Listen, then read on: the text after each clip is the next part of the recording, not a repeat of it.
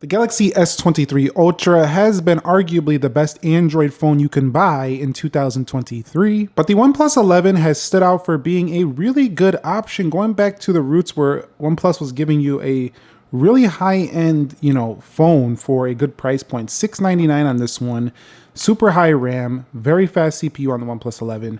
How does it stack up next to the S23 Ultra? We actually haven't made this speed test yet. Let's go ahead and begin with a boot up in 3, 2, go and see which one can get there first. Now, both of them are rocking the Snapdragon 8 Plus Gen 2 CPU, which is a 4nm CPU, but the Galaxy S23 Ultra does have it designed for Galaxy, is what it's advertised as, so it might be a little bit better optimized. We'll have to see in this video. Now, we are running the Oxygen OS over here, and we are running One UI 5.1 over here, and the OnePlus slightly faster to turn on, even though the phone is about 50% less than an S23 Ultra. All right, so when it comes to the biometrics and unlocking, we do have face unlock here, but we also do have an in-display fingerprint sensor on both phones. So both of them do have capabilities of face and fingerprint.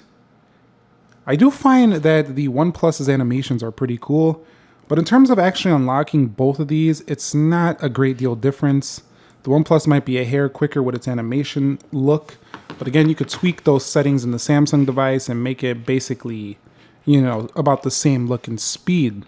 So in terms of unlocking the phones, just about even on both of these devices. Now, when it comes to operation of these devices, just generally operating the OS, they're both very, very fast here, which is pretty awesome. Either way you go, you're having an incredibly smooth experience.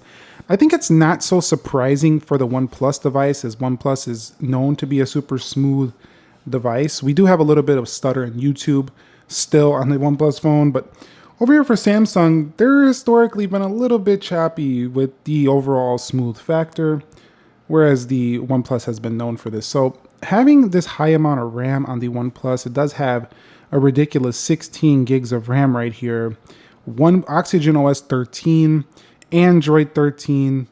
This is a little bit more vanilla, but generally speaking, I'm pretty impressed with what Samsung has been doing with the S23 models, just giving you fast updates, very fast CPU, and just super smooth, all around a very joyous experience, much better than what I experienced on the S22 Ultra. All right, guys, so here we are at the application portion of this speed test. Everything is closed out for both devices. Let's begin with calendars. And looks like a little faster for the Samsung calendar. We'll go into their calculators, a little faster on the right. Let's go into clock, about the same.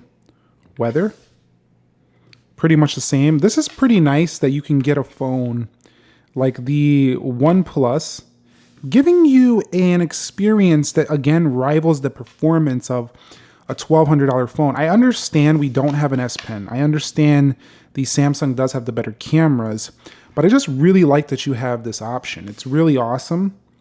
Really good for the consumer. This was faster on the Samsung. Really good size display.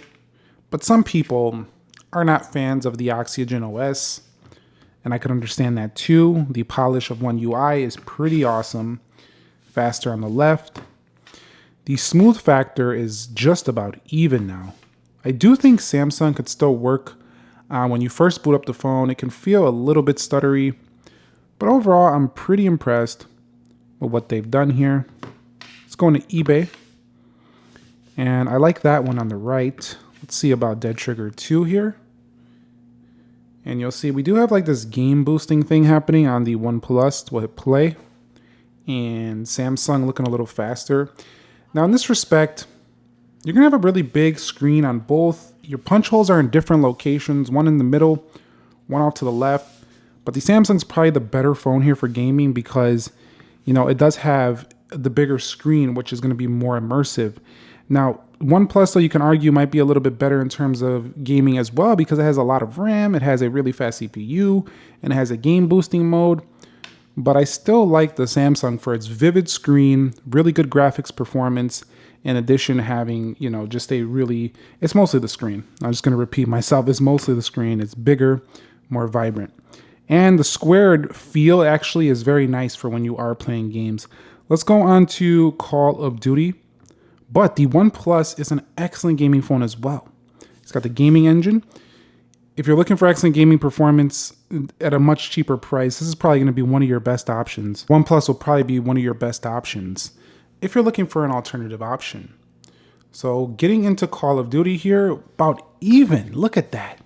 So we are in a speed test. Remember that stuff I was saying about gaming for the Samsung, I was mostly referring to the hardware. But in terms of performance here, we are looking super close here on both devices. Very nice. And so really it just seems like it's coming down to how much do you want to pay? Do you want the Samsung ecosystem? Are you cool with the OnePlus ecosystem? What do you want to use? That's really what it's about here. At this point, both of them running those games with no issues whatsoever. Let's go ahead and go to Geekbench 6. And you see pretty even on both, and 3D Mark faster on the left. So overall, I would have to say, I think the Samsung opened a few more faster. So I would say the Samsung felt a hair quicker than the OnePlus, but it's very small. So, we're going to have to see how it does in the RAM management though. All right, guys. So here we are with the RAM management test. We're going to go ahead and begin with the Galaxy and just kind of see what do we get when we go through these. And, having 12 gigs of RAM, having the Snapdragon on here, that was it's that stuff right there. Like, it just looks weird sometimes, but that's very rare. I do have to say Samsung does a great job this year at holding those applications where they were. So if you are looking for a phone that can really just hold its own in multitasking, having multiple windows open and still having them be in the same place they were prior to you opening them, this is one of my favorite. It's probably my favorite phone on the market today for that. But OnePlus really is pushing the fact that we have a 16 gigabytes of RAM phone here. So if I scroll down to About Device, you're going to see 16 gigs of RAM. So if I come out of here, I'm going to go to 3D Mark, Geekbench 6, Subway Surfers, Temple Run, Call of Duty, we should see a phone that can also, so this one is going back to that homepage, hold its own as well. Now, I don't really like the way the multitasking features work as much on the OnePlus, same with the Pixel, because they're not as in-depth or as, useful in my opinion as the Samsung with its pop views and stuff. But overall, it still does have the ability to split screen, but it's just like you can just split screen apps. With the Samsung, you can have floating windows and all kinds of stuff. So still better at multitasking on the right. But in terms of this phone, it definitely lives up to its 16 gigabytes of RAM. So you are going to really feel that here. It can definitely hold it very well in that respect. So I would say, even though this doesn't have 16 gigs of RAM, RAM management is about the same on both of these. Let's go ahead and open up their cameras before we run the Geekbench test. I do like to see how fast is the cameras open and shutter speed. So let's go ahead and click the cameras. Faster on the Samsung. I also really prefer the Samsung phone for its cameras. So let's go over here to camera once again. And was that the OnePlus that time? I think it was. Let's do it again. Okay, now the OnePlus looks a little quicker. Shutter speed. Really hard to see a difference, so I don't think you're gonna miss moments on what the heck was that OnePlus? Oh, maybe it's the way I'm swiping it. You see how it jumps all crazy like that? Let's see if I swipe it smoother. Nope, then it just goes to the multitasking. I guess it matters. It jumps if I swipe too far up. Yeah, it definitely responds. What does a Samsung phone do that? Let's see. Yeah, it kind of does it. I still think, I'm be honest with you, I still think iOS and MIUI animations are better than these phones, but they're both very good. And camera-wise, you're not going to miss a shot on either. I do think that the Samsung was first at first, and then the OnePlus caught up, so no issues with the speed of cameras, both of them very fast. Now, let's go ahead and run the benchmark. So we do have, again, Android 13 on both. We do have Qualcomm Snapdragon 8 Gen 2 for Galaxy. Now, if you notice, they do have pretty much the same clock speeds except for the third cluster. Now, for the third cluster, we are running at 3.36 gigahertz. Over here on the OnePlus, 3.19. So Samsung clocked that a little bit higher, which let's see if that affects the overall results that we get in our scores. We'll be taking a look at that in a second. So I'll be right back with the final scores for you. All right, guys, and our final scores are in, and they kind of reflect what we've seen in our test, our app test. I said the Samsung fell a hair quicker, and if you look at these scores, it's only a hair better in that multi-core score. It's definitely better in the single core, but it wouldn't reflect that so much because the OnePlus keeps up easily.